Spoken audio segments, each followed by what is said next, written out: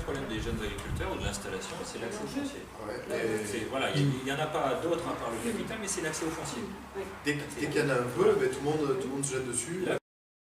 C'est que 98,7, je crois, des jeunes installés sur le cursus jeune agriculteur, par le parcours jeune agriculteur, c'est Parcours encore un jeune agriculteur de 5 ans. continuent, réussissent. Oui. C'est quand même énorme, quand même. Hein. Non, mais surtout par rapport Le au but, c'est de niveau... faire mieux et de faire plus. Bien sûr, je suis d'accord avec Notre but, à vous. nous, ça serait un cédant, un jeune. Bien sûr, mais un jeune qui s'est installé sur une commune périphérique à Périgueux et qui fait de la volaille, du légume, un peu de fruits, qui a dû donc investir dans les labos, il sait ce que c'est, il fait de la volaille, il fait les marchés, etc. Sa femme travaille, comme on dit chez nous, ici à Périgueux, elle travaille en ville. Lui, donc il est sur l'exploitation. Son père est à la retraite, il lui aide. Sa mère est à la retraite, il lui aide. Sa grand-mère fait les tournées. Le gars, il vient me voir et il me dit, non, quand c'est 3 personnes, qu'est-ce que je fais moi? Qu'est-ce que je fais? Je crève, je n'y arrive pas tout seul. Et pourtant, il fait du super produit. Là, on a un problème. Comment on fait? Comment on s'organise pour que ces gens qui travaillent, ils font 35 heures en 2 jours, hein, vous êtes d'accord avec moi? Comment on fait? Il ne faut pas le dire. Non mais, je le dis. Surtout Je pas le les dis. MSA. Comment on fait pour les aider ces gens? Parce que c'est pas un cas unique. Non, mais si c'est rémunérateur, il va pouvoir embaucher. Non, il ne peut pas embaucher. Mais si ça devient rémunérateur, il va pouvoir embaucher. C'est qu'un problème de revenu. Mais voilà, ces produits, s'ils sont trop chers, les gens ils iront le magasin bleu là, l'acheter, etc. Et ils diront, ben, Ça, c'est un Non, choix. mais moi, sur mon exploitation, j'ai le même problème. Aujourd'hui, on fait des marchés en vente directe, on fait 1500 canards en vente directe, c'est plus c'est que dalle, 1500 canards industriels, une salle de vache, c'est ce qu'il fait en 15 jours. Nous, on le fait en 4 mois. On arrive à le vendre en vente directe sur les marchés Périgueux, Ribérac et Tiguier.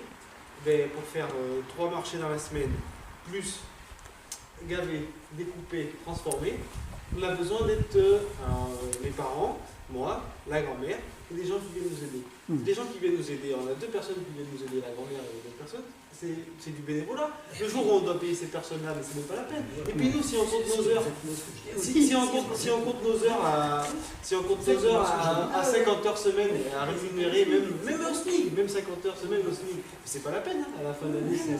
Sur les 4 mois, c'est 0 qui reste. Alors aujourd'hui, ben oui, moi je suis en train, dans mon installation, d'ici 5 ans, qu'est-ce que je fais? J'enlève les canards sur la terre.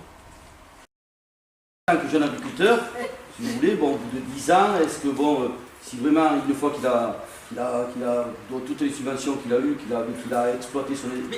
et qu'il arrive, qu'il n'y a plus rien. Non, je suis désolé, je dois vous couper. L'agriculteur ne va pas chercher des subventions. L'agriculteur veut être agriculteur. Donc, pour arriver à faire ses produits et à les vendre et à les faire consommer en Europe, la politique a voulu, pour faire baisser les prix, qu'on les aide par des subventions. On ne va pas chercher des subventions, c'est pas notre boulot. Arrêtez de dire ce genre de bêtises. On ne va pas chercher des... Là, je serai en colère tant que vous voudrez si vous ressortez ce genre de bêtises. L'agriculteur, il est là pour produire. Et comme entre ce qu'on produit et ce que les Français et les Européens veulent consommer, il y a un écart de prix, la politique européenne, la PAC, fait qu'on fait artificiellement baisser les coûts. C'est la PAC. C'est la PAC. Voilà. Et dire qu'on va chercher des subventions, c'est pas notre boulot. Ça nous l'a imposé. On nous l'a La imposé, PAC, le système nous l'a imposé. Voilà, mais la et PAC. nous, on dit que derrière... Vous voulez plus de la PAC. On n'a jamais dit qu'on voulait pas de la PAC, on a dit qu'on voulait la PAC. Mais il y a des conditions, il y a des manières de travailler, il y a des choses sur lesquelles on peut orienter des politiques. Je ne dis pas qu'il faut tout balayer, c'est une il faudra unité. toujours des aides, il faudra toujours des aides à l'installation pour les jeunes. Sinon, c'est là qu'on en aura plus.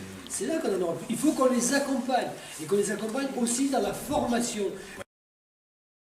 Développer de façon importante, que ce soit en lait, en viande, les fermes. Et on voit bien que le fait d'en faire de plus en plus pour compenser la diminution des marges, vous êtes en train de crever à courir à ça. Donc il faut trouver un équilibre entre ce système qui n'a pas permis de dégager les revenus et une mutualisation qui est quand même intéressante. C'est les premiers qui ont fait des cumas et les premiers, c'est le même esprit.